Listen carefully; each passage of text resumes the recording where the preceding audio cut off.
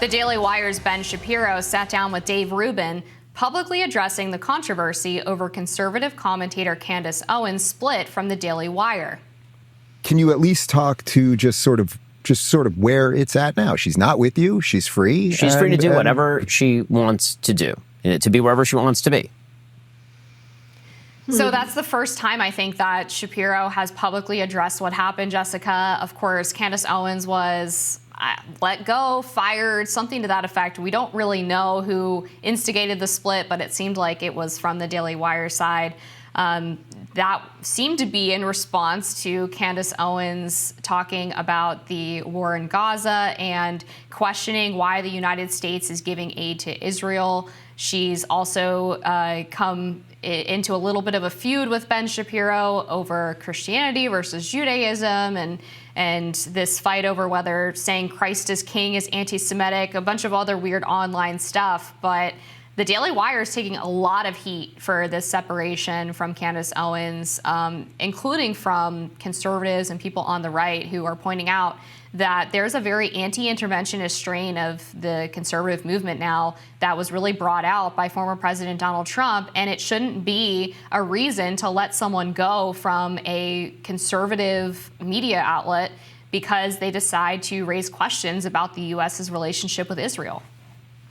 Absolutely. I think to hear Ben Shapiro say Candace Owens is free to go anywhere she wants, I think with the exception of the Daily Wire, right? She can't continue to do her show on the Daily Wire if she wants to. We covered when that news broke that actually Candace Owens said at the end of the day before's episode, so it would have been Thursday's episode, "I'll see you all tomorrow," which suggests that this was a surprise to Candace Owens and came from the Daily Wire. So it doesn't seem that this was a relationship that ended amicably, and it almost gives, I don't know, deference to these sentiments around cancel culture that, of course, Ben Shapiro has been critical of cancel culture, but it appears he has a soft spot for his own community or a community he identifies with or his own beliefs. That kind of goes against being against cancel culture. If you truly don't like cancel culture and you want to live in a world where public forums were free to discuss any ideas, you can't make an exception for your own community or the state of Israel. That's just not how it works. And it seems to me that, maybe Ben's like, okay, I'll respect Candace Owens' opinion, but I don't want to pay her at the Daily Wire.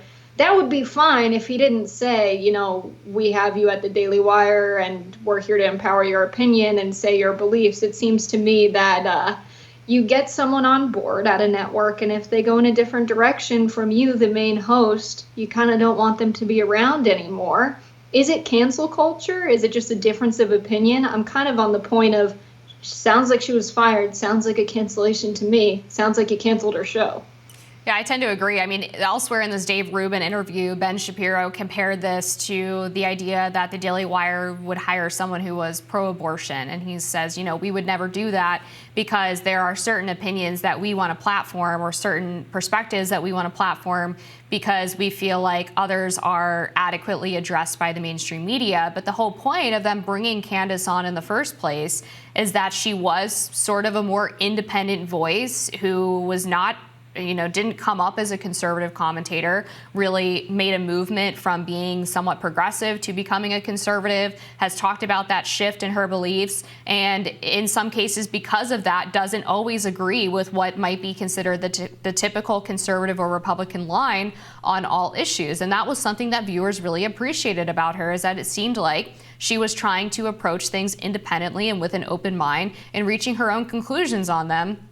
And the Daily Wire, I guess, just didn't like that when it came time for her to address some criticism of Israel. And the Daily Wire in particular is especially, I think, hypocritical for this move because they specifically started their own publishing agency and entertainment company for the purpose of hiring on people who had been fired from Hollywood because they didn't hold the quote-unquote right opinions for the liberal elite in that industry. So, Like, they brought on Gina Carano after she was fired from The Mandalorian by Disney. They brought over other actors and brought on scripts that might not have been made by traditional Hollywood studios. And the whole point of this, multi-million, $100 million investment into this entertainment arm was, we're going to basically platform the things that weren't considered acceptable by the people who typically control the entertainment industry. So then to turn around and give a platform to someone who was one of those people, essentially, who couldn't get platformed by the mainstream corporate media, and then decide suddenly that they were too toxic for you, I mean, that strikes me as an issue, right? They're doing basically the same thing of what they accuse the rest of the media and the entertainment industry of doing, which was deplatforming people who might have expressed an opinion that they determined was outside of their Overton window, as Ben Shapiro put it. And to be fair, I think that there's things that people could say on media outlets that would justify a cancellation or a firing because they express things that are genuinely threatening, or say something that is constantly saying things that are factually incorrect. I could understand that. Obviously, anyone has the opportunity, the ability to decide who they want to give a paycheck to, who they want to platform. In this case, with the Candace situation, this does not strike me as a justified separation. I do think we are going to see a lawsuit come out of this. I know Candace Owens comes from a litigious family. She actually sued the school district we both went to high school in. We are both from Stamford, Connecticut. She went to Stamford High School. I went to West Hill High School, both public schools, both with about 70% minority enrollment, both about 55% economically disadvantaged.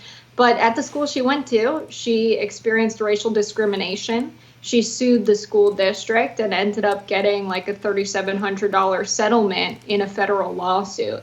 So she is someone who is known to sue when she does feel wronged. A bit of inside baseball, fascinating. We're from the same town. She graduated like 5 years before me, though, so we never crossed paths on the Stamford, Connecticut debate teams, although that would have been very interesting.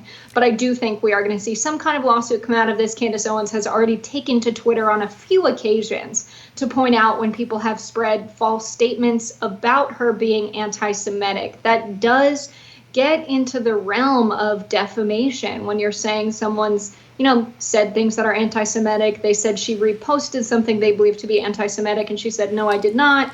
I liked the tweet that was about X, Y, and Z. And so it already seems to be getting into the place of, she's moving towards maybe suing for defamation.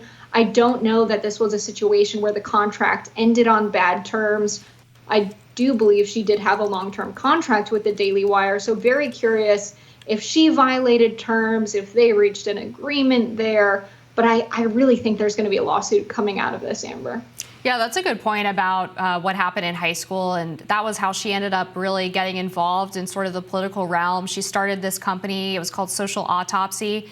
That was supposed to be like it's basically a social credit score website. People accused her of trying to dox individuals who, as she put it at the time, were spreading hateful content online or bullying.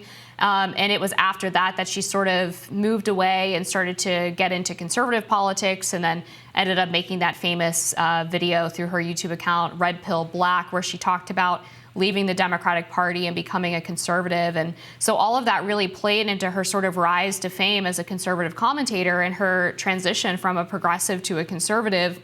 But it goes to show, to your point, that throughout her entire career, throughout her entire time as a young adult, really, she has been very interested in fighting people who she feels like wronged her. So I definitely don't think it's beyond the pale to think that she might try to go back against the Daily Wire. I think for now, she is doing her own thing on her personal platforms and trying to continue her show.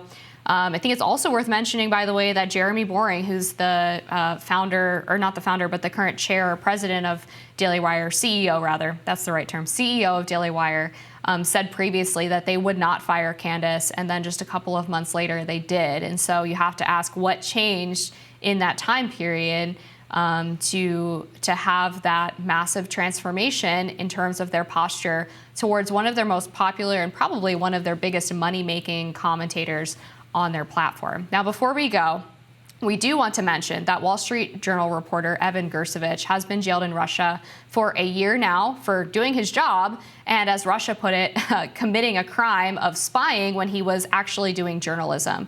We may not agree on all of the issues in this country, but we do know that we have the right to disagree, and we are lucky enough to have a free press. And every week on this show on Rising, we are trying to do exactly that by giving a voice to independent thought, to the news that you get, facts every day on this show, because we really think that that's so important in this country. And that's going to do it for us this week on Rising. Jessica, thanks again for coming on. It was great to see you. Yeah, another great show disagreeing with you, Amber. God bless America. We love it. Be sure to like, share, and subscribe so you never miss any content. And for those of you who like to listen while on the go, we are now available anywhere you listen to podcasts. Bye, y'all.